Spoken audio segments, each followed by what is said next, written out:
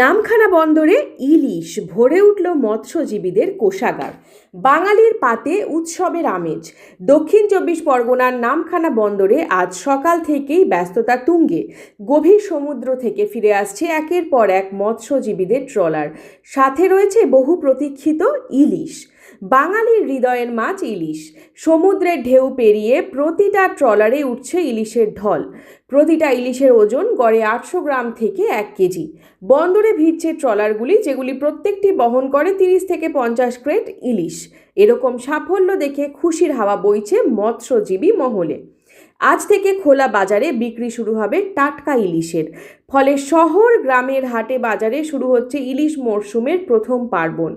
কলকাতা সহ গোটা রাজ্যের মাছপ্রেমীদের কাছে এটা একটা অবর্ণনীয় আনন্দের মুহূর্ত। ইলিশ মানেই শুধুমাত্র একটা মাছ নয়, এটা বাঙালির আবেগ, ঐতিহ্য, উৎসবের অঙ্গ।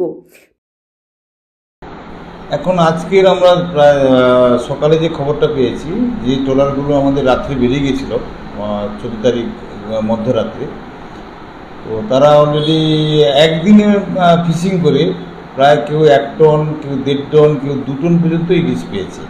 এরা যে সমস্ত ট্রলারে পেয়েছে তা না, একটা জোন আছে যেখানে দেখা যাচ্ছে ইলিশটা যেখানেই ছিল হয়তো ওই ট্রলারগুলো সেখানেই মাছটা পেয়েছে।